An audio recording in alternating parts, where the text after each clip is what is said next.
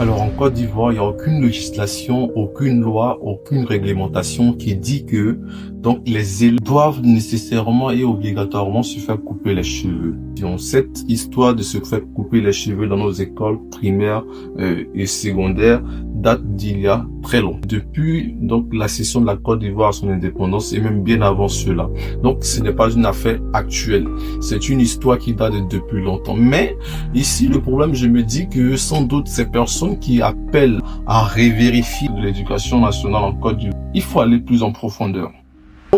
S'il n'y a aucune loi, aucune réglementation, aucun test qui dit clairement que, ni même pas un arrêté ministériel qui oblige les élèves à se faire coiffer obligatoirement, alors pourquoi vouloir maintenir ce système? Depuis le 15 juin 2026, une pétition a été mise en ligne par un site citoyen qui ont en vue de protester contre la coupure des cheveux dans les écoles primaires, lycées et collèges de la Côte d'Ivoire. Dans cette pétition a été mentionné clairement les raisons. Selon eux, donc les cheveux en réalité seraient synonymes en réalité d'identité pour la personne, de dignité et surtout d'acceptation de soi. Et qu'aujourd'hui, c'est cette pratique qui aujourd'hui, bien que n'étant pas régie par un cadre juridique, continue de faire, selon eux, des victimes dans nos écoles. Alors, on se demande bien, est-ce que l'intelligence en réalité est rattachée aux cheveux?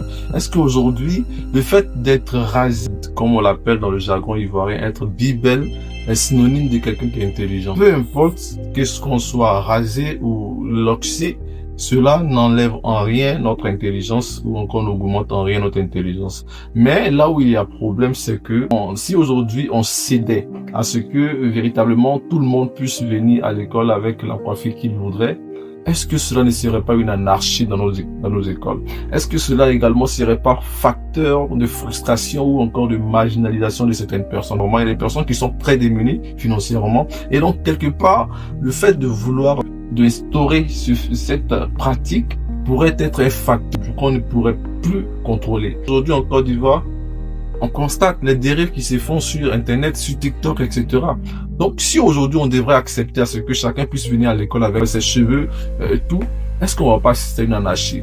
On va pas voir les élèves de troisième seulement au premier cycle avec les mèches fumées et quelque part, ces personnes qui n'ont pas forcément les moyens de pouvoir se tresser, se coiffer convenablement, ça va pas créer une sorte de catégorisation, de marginalisation de ces personnes-là.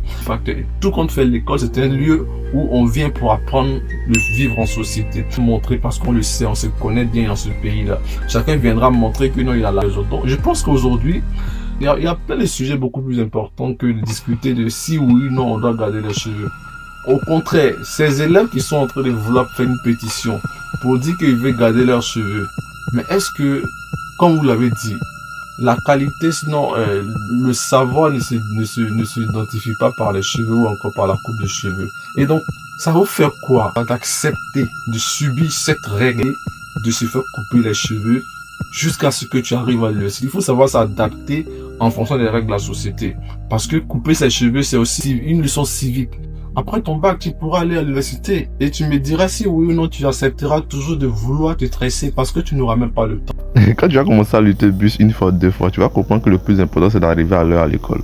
C'est vrai que c'est une coutume, c'est une habitude qu'on a adoptée, on a hérité donc de la colonisation. Là, on ne voudrait pas dire que tout ce qui vient de la colonisation est mauvais, sinon on ne parlerait pas le français aujourd'hui. On arrive à se comprendre entre nous. Donc, il faudrait accepter certaines choses et vivre en fonction de cela. Aujourd'hui, le fait de se couper les cheveux et en tant que même élève, il faudrait pouvoir avoir donc l'honnêteté intellectuelle de pouvoir accepter que la société vit en fonction de règles. Il est certes vrai que ce n'est pas juridiquement établi, mais cela y va donc de l'ordre social. On a aujourd'hui des problèmes beaucoup plus importants à régler. Quand on voit une salle de classe qui comporte 100 élèves, donc en 6e, c'est un gros problème. Une salle de classe de terminale qui comporte 90 élèves, c'est un gros problème. Donc, il y a plein de problèmes qu'il faut relever. Donc, aussi ce phénomène de cours de renforcement qui, pour moi, en réalité, devrait être abordé. Parce que aujourd'hui, le savoir n'est plus mis en avant. Parce qu'on ne faisait pas forcément les cours de renforcement. Des personnes qui ne venaient pas forcément à l'école se retrouvaient à la fin donc du trimestre avec une moyenne qui dépasse la nôtre.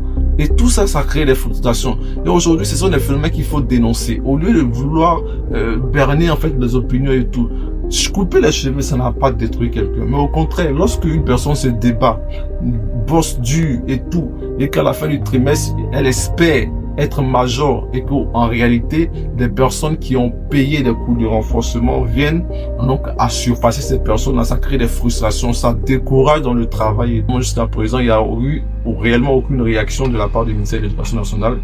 Certaines rumeurs ou encore certaines fake news ont fait savoir qu'il avait déclaré de ne pas céder à cette pétition-là, mais c'est totalement faux. Jusqu'à présent, il n'y a eu aucune réaction de la part du ministère de l'État ivoirien.